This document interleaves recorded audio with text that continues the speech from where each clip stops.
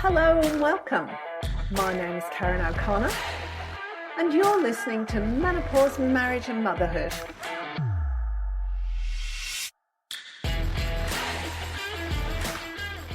Hello and welcome. My name's Karen O'Connor. I want to talk today about relationships. As you probably know, it's been an interesting year for me. So my husband of 30 odd years, John, and I separated at the start of the year and sold the house, moved to a different place. John's somewhere else. So it's all been quite a journey for both of us, but I haven't really been in touch with John. So I'm going to talk about me and what the process that I've been going through and the questions that I've been coming up with over the last 7 months this year, but really the last decade, because we've been married for 30 odd years. We have 4 children, and I was aware, certainly for the last 10 years, that the marriage wasn't what I wanted it to be. Certainly wasn't what John wanted it to be either, I don't think. The problem is, it just wasn't bad enough to do anything about it. It was okay. There was nothing particularly wrong, nothing we could point a finger at and go, that is causing us problem in the relationship. There was just gripes. Don't like this, don't like it when you do this, don't like it when I do that, don't like it. There was lots of little gripes, but nothing that was big enough to say this is worth ending the relationship over, or we need to go to counselling because this happened. There was nothing of that kind. And the question, and then what goes on for me is, we've been married for 30 odd years. We've been together for 30 odd years.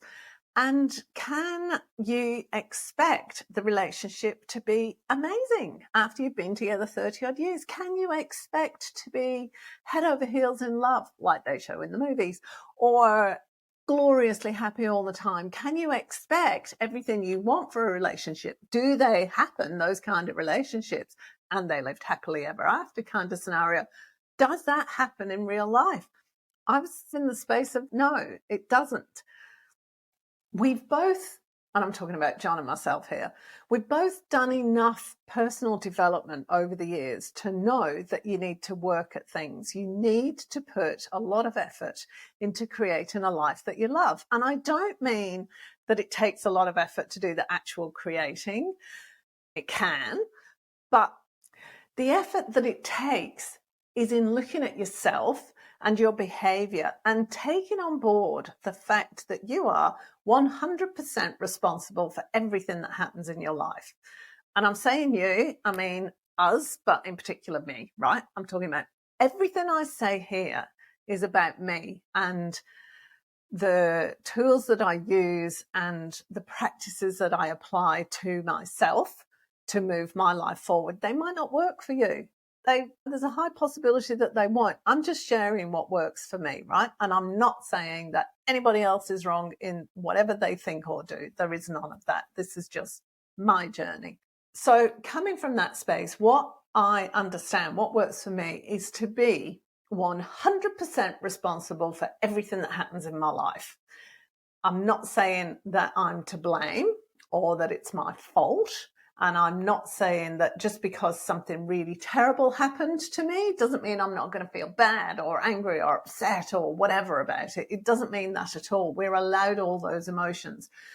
But for me personally, once I've gone through that initial stage of anger or grief or whatever, there comes a point where it's time to move on. It's time to acknowledge it and be okay with being that way. But I also get to choose whether that impacts my life on a long-term basis or not. And if I don't like the way that I'm behaving, or it's not who I want to be, or I'm not getting the results that I want, then the only person I can look to is myself. That's the only person who can ultimately have any impact on my life is me.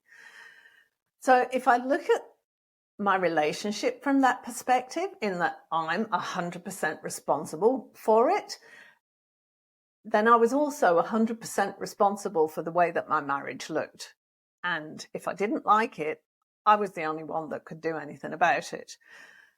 The problem is, or was, I wasn't sure whether or not I actually wanted to do anything about it. Because, like I say, it wasn't bad. It wasn't crash hot, but there was nothing massively wrong. He wasn't abusive. He didn't do anything to upset me or hurt me. It was just low level meh. And I think that a lot of us get to a stage in life where we just put up with meh. And it might be in our relationships, it might be in our jobs, it might be, I don't know, the house that we're living in. Because that was another one. I was living in a house I was just putting up with it because it could be okay. It could be really nice if I put the effort into, but I just didn't want to put the effort into it. It was really interesting how apathetic I was about a lot of areas of life. Kind of fairly familiar with myself, and I'm aware of some of my good points and very aware of quite a lot of my bad points. And that in itself is something that I'm focusing on at the moment, is being aware of myself and who I am, the things I do, my ways of being, everything, and being okay with them. That's just what I do. And it's not easy because there are things that I do that I go, oh God, I wish I could be more tactful. I wish I just didn't open my mouth and whatever is on my brain tends to come out of my mouth. I wish I didn't do things like that. I wish all of this stuff. But I wouldn't be as judgmental of anybody else as I am of myself. I wouldn't criticize anybody else the way that I do myself.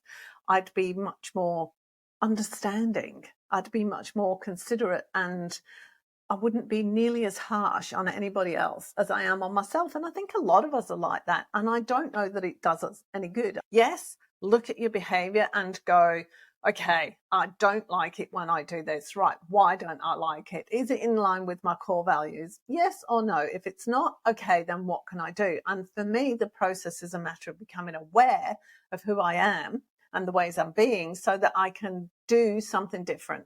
And that is literally going through scenarios. Okay, I did this when that happened. How else could I behave? And then thinking of a new way of behaving without the judgment. Even if I'm not judging myself, I know, for example, that I get bored easily. I get distracted by the next shiny object. And if I'm not interested in something, I absolutely cannot do it. Just can't. It's just not going to happen. But I'm also very loyal. I'm very committed. And when I make up my mind about doing something, I get an awful lot done in a very short space of time.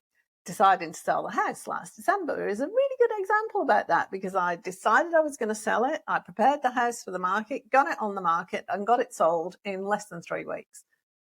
It was just going to happen. Being married for 30 odd years is a major achievement, but I was also aware that I was stuck in a rut, and so was John.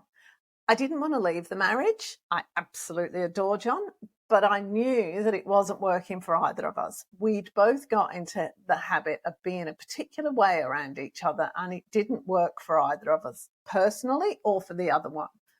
I wasn't happy with who I was, but it also wasn't quite enough to do anything about it. We did think about going to counselling a few times over the last few years, but it was really interesting that when one of us thought about going to counselling, the other one was like, nah, we'll be fine. We don't need it right now. And that happened several times.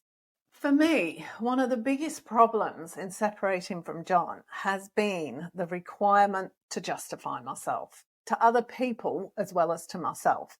And looking back, that was one of the biggest reasons why I didn't want to do anything about the relationship, about changing the relationship, going to counselling or anything.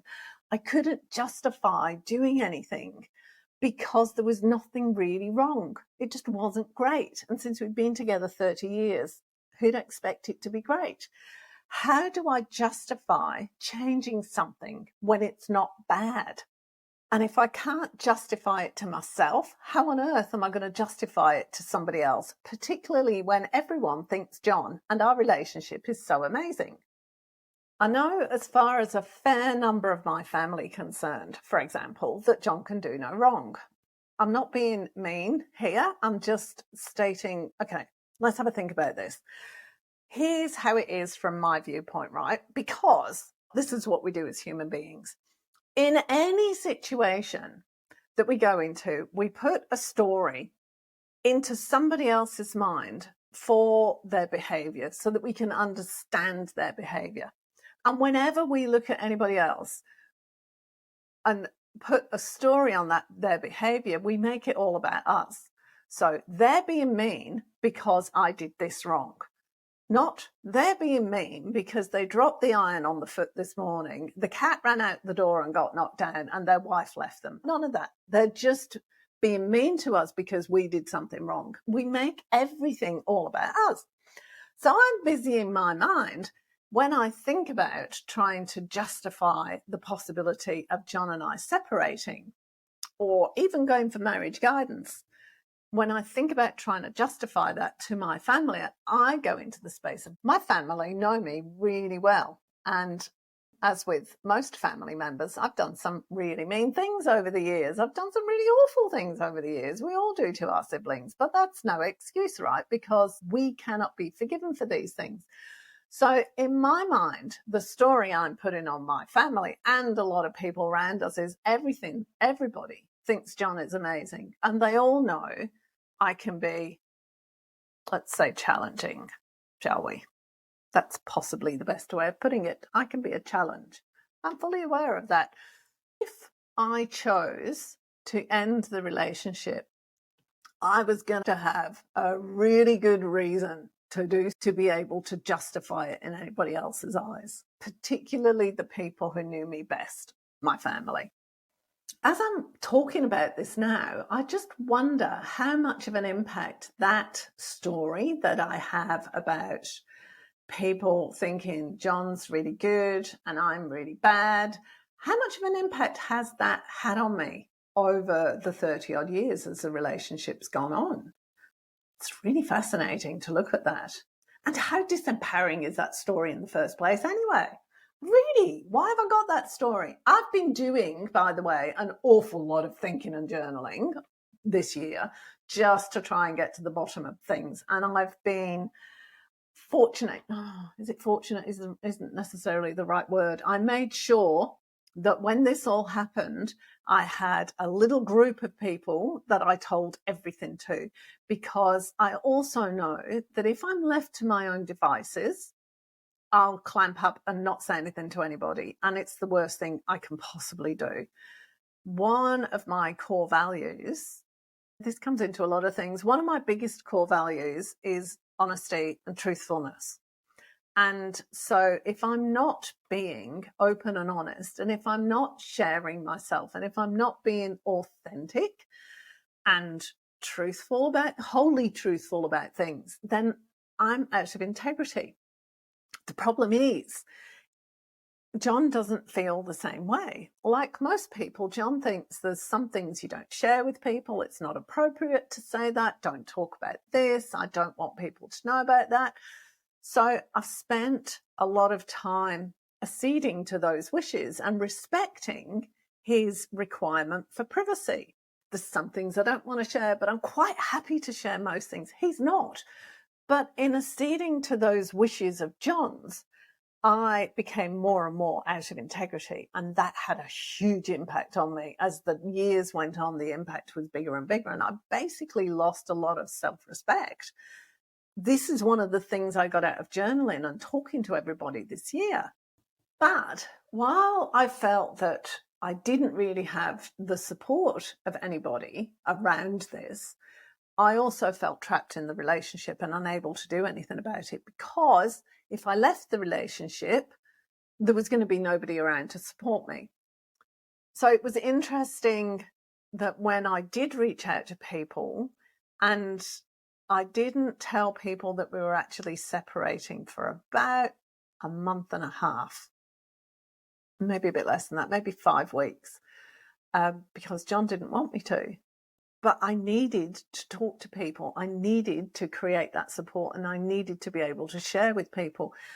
And I did have this fabulous group of friends and some of my relatives who, and not many of them, by the way, there's not a lot of people are aware of what was going on, but they all supported me, and it was absolutely necessary for me to do that. Looking back at the need to compromise in a relationship, to compromise on certain things. You have to. If you're going to make a success of any relationship, you have to compromise on certain things, because there's going to be things that you disagree on, things that you have different beliefs about. But this was one of my core values, and we should have had a conversation about this, and we should have come to some sort of agreement and arrangement. And maybe it was just that old story of I married somebody who was completely the opposite to me, and I quite possibly shouldn't have done it. And we had a happy relationship for a very long time. Don't get me wrong, I think he's amazing. But maybe because it was one of my highest core values to be open and honest and truthful, I should not have been with somebody that didn't align with. Maybe core values is something that you absolutely need to make certain that you're aligned on. So I've got all these questions about how do you make a relationship work? How do you spot the warning signs that a relationship is not going that and you need to do something about it? How do you decide what you should and shouldn't compromise on, or when it's the right time to go for counselling and when it's the right time to call it quits? How do you decide whether is good enough never good enough? Should you be in a really happy marriage, or are we just looking for the grass is always greener on the other side kind of thing? And the thing is, when we get to a certain age, we become less and less willing to tolerate meh. To do things because we've always done them that way, or because I'm talking about myself here, right? I'm saying everybody. But I think a lot of us do. I think a lot of us get to midlife and go, do you know what? I'm not putting up with this crap anymore. I really do. And what happens then? How do we deal with it? How do we move beyond this need to justify ourselves? Not just to ourselves, but to the other people in our lives. How do we do that? How do I justify to the people who think John is amazing that I don't want to be in a relationship with him anymore? That was one of the big problems for me. So it might be a little bit late for me, but I've reached out to a whole heap of experts to talk about relationships and personal development and getting to know ourselves and how we can create the relationship that we want in our lives, and how can we look at the relationship that we have and see whether that can be turned into the relationship that we want or not. How do we move these things forward in our lives? So I'm going to be talking to heaps and heaps of experts about that over the next couple of months, and I'm very excited because getting to know myself, I love understanding people, in case you haven't guessed by now. And I think I understand myself, but I also think I have so many stories about myself that I don't know myself that at all. And I want to look at who I am in my life for myself and for other people to see how I can best move forward, figure out what I want, figure out whether that relationship could work, whether what it is I do want. Anything? Don't know. So basically, I want to get as much information out there and share myself as much as possible. Now I haven't got that restriction on myself, in the hope that it'll make a difference for other people. It'll make a difference for me because it'll make me feel better because I've shared myself and been fully open and honest. So please join me over the next few years. I'd love to hear your thoughts about what I've said in this episode and whether you can see anything of yourself in there, or whether it's brought up any questions for you or anything. And yeah, just let me know. Reach out, let me know. And in the meantime, I'll talk to you next time. If you enjoyed this episode, be sure to subscribe and don't forget to rate and review this podcast and share it with your friends. Thanks so much for listening, and I hope you're leaving with some thought-provoking information that can make a difference in your life. See you next time.